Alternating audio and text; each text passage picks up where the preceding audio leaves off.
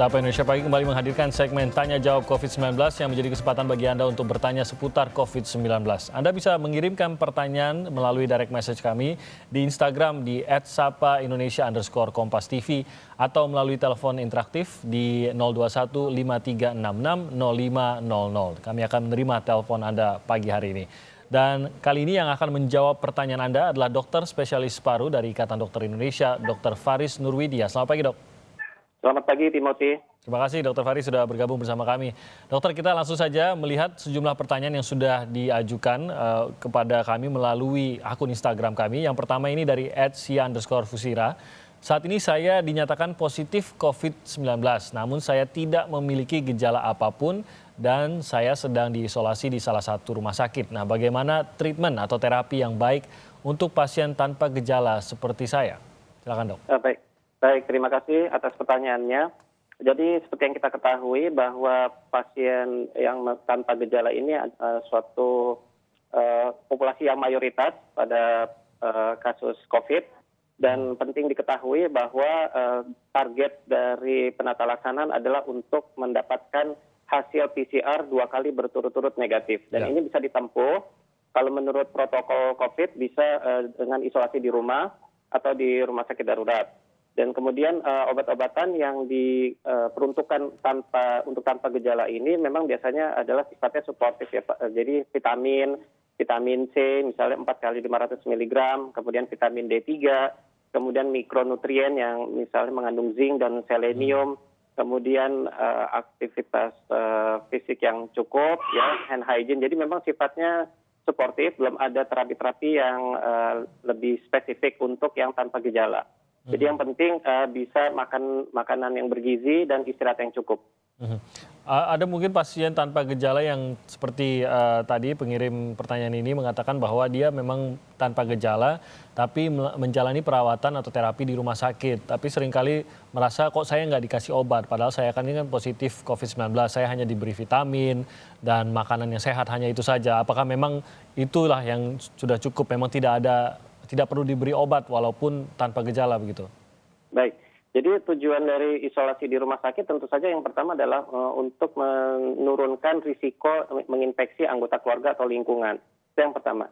Yang kedua, di isolasi tersebut dilakukan monitoring, terutama misalnya suhu tubuh dilakukan pengukuran 2 kali per hari. Jadi yang ingin dilihat adalah ketika misalnya pada sampai hari ke-9 maupun hari ke-13 itu adalah faktor-faktor yang krusial bagi seorang penderita COVID untuk di situ semacam persimpangan jalan, apakah dia akan terus menjadi sembuh tanpa gejala atau ada berkembang menjadi pneumonia. Jadi di situ dilakukan observasi ya, sampai akhir sekitar 85% diharapkan penderita COVID tanpa gejala ini bisa istilahnya sembuh ya karena daya tahan tubuhnya. Jadi observasi kemudian lindungi dari kontak terhadap lingkungan dan keluarga, itu yang utamanya.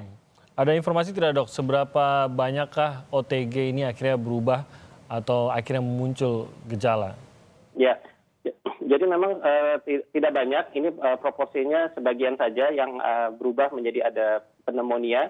Dan pneumonia ini memang bisa ditangkap bukan hanya dari pemeriksaan paru, itu penting, tetapi juga pemeriksaan radiologi, misalnya foto ronsen maupun CT scan yang memiliki resolusi yang lebih tajam untuk bisa menangkap kelainan minimal di organ paru.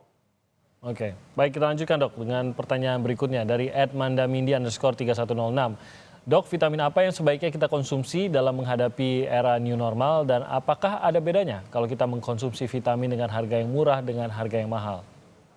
Ya, baik, terima kasih Mandamindi. Jadi untuk pencegahan memang jelas kita perlu memenuhi angka kecukupan gizi untuk berbagai vitamin dan mineral ya. Sebagai contoh dan secara umum yang sifatnya antioksidan itu lebih dianjurkan.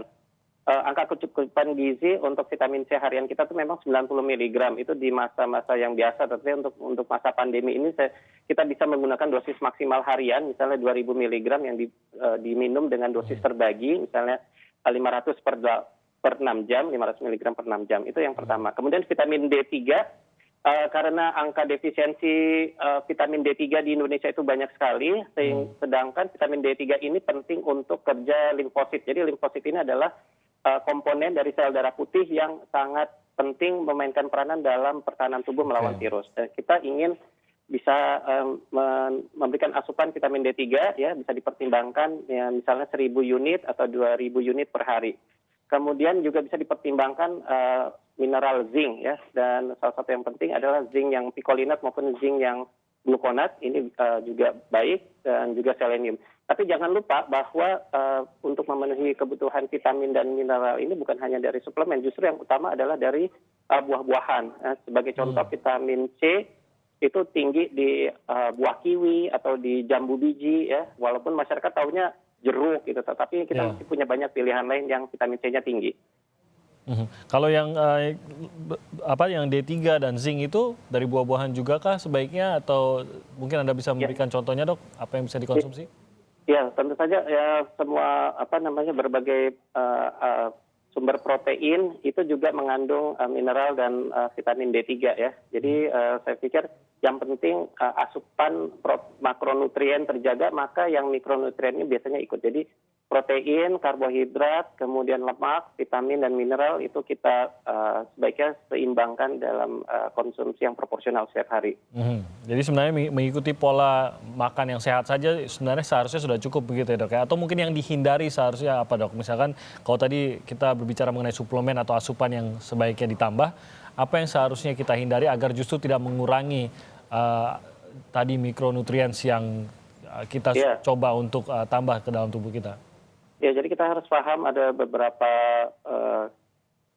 konsumsi yang bisa mengganggu penyerapan mikronutrien ya. Misal kita biasanya tidak menggabungkan antara konsumsi minum teh, kopi dengan makan vitamin, karena itu bisa mengganggu penyerapan sejumlah vitamin dan mineral ya. Jadi kalau misalnya mau minum teh atau kopi itu dijarangkan waktunya atau diberikan jarak dengan konsumsi vitamin dan mineral.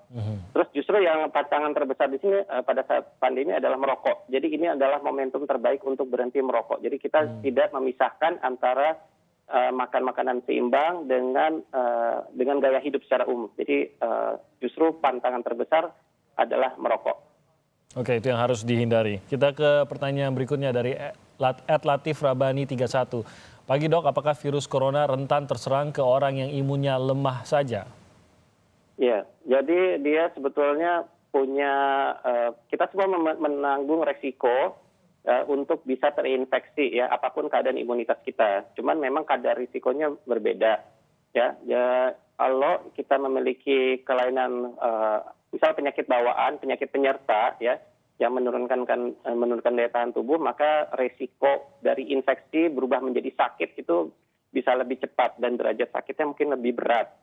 Tetapi ada orang yang tanpa penyakit penyerta, kemudian usianya juga menengah gitu ya, gaya hidupnya sehat, ketika dia misalnya terinfeksi, mungkin infeksinya tidak sampai menyebabkan gejalanya lebih berat, atau misalnya recovery time-nya lebih cepat.